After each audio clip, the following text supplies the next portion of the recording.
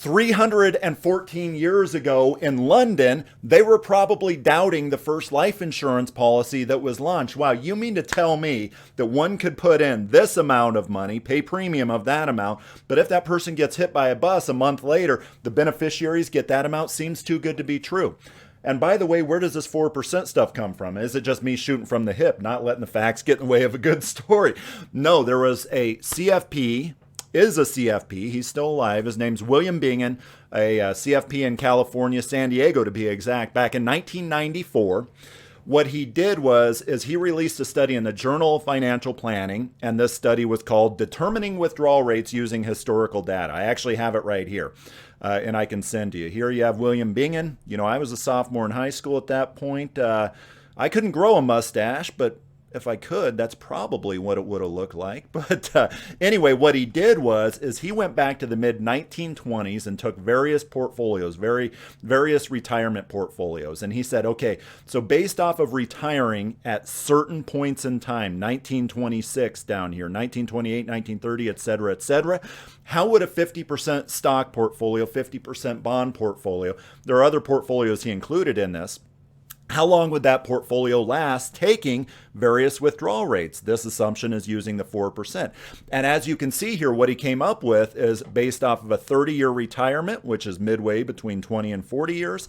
What he came up with is there is a 100% probability, at least based off this back testing, that one can have a quote-unquote successful retirement, i.e. 30 years, by withdrawing no more than 4% of the beginning retirement balance, 4% of that portfolio, increasing each year for inflation. So he did include inflation in this. And this is the study. I can actually send this to you if you like, if you like to read it. It's actually not a very hard read, even if you're not a hugely technical person.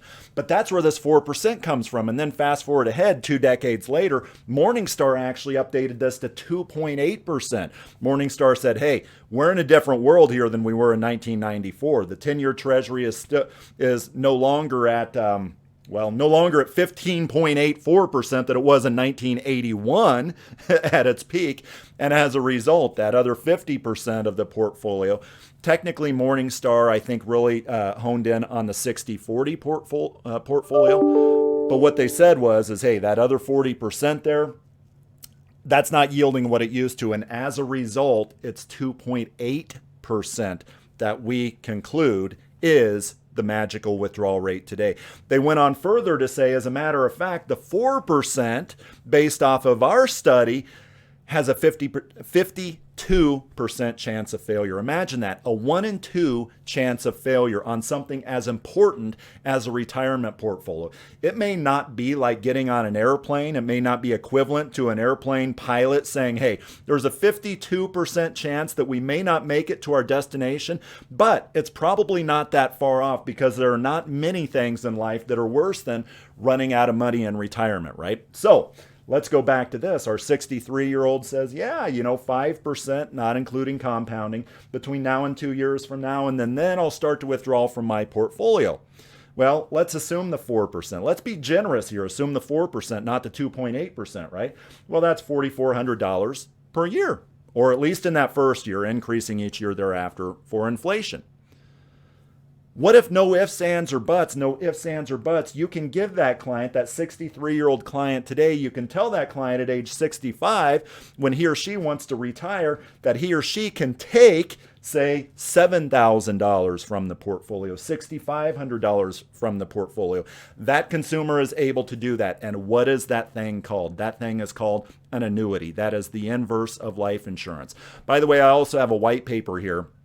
It tells about my story, how to clear a room at a Christmas party, how to explain a story, some napkin ideas that you can draw for your clients that are really simple, that explains the benefits of annuities, at least as it pertains to this income here.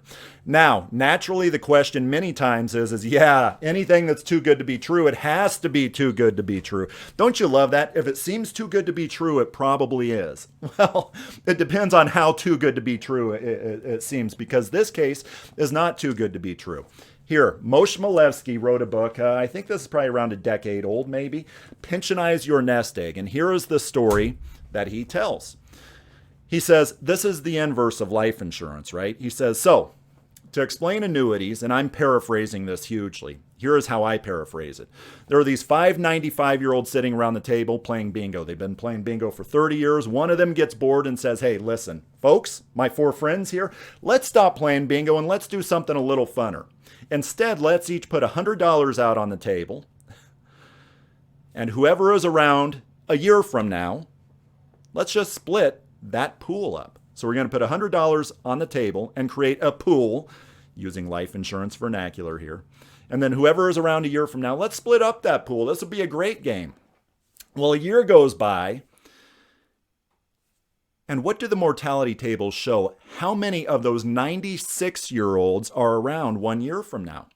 The mortality tables show that roughly 4 of them, not that you can divide 1 in half or anything. The mortality tables show that 4 of them will be around a year from now, right?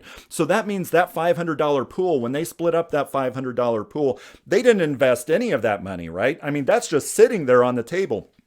But yet each of them got a 25% additional on their $100, right? Now, I'm not suggesting, by the way, that you're going to get a 25% return with annuities. No, what I am suggesting with annuities, that it is the inverse of life insurance, that those that don't live very long or long enough pay for those that live too long, which is the inverse of life insurance, that thing that was first created. Technically, life insurance was first created back in the Roman Empire, but the first official life insurance policy was 1706 in London, right? So I hope that makes sense. That is how it's possible, through the pooling power of life insurance and life insurance companies, that these investment companies cannot mimic for the most part.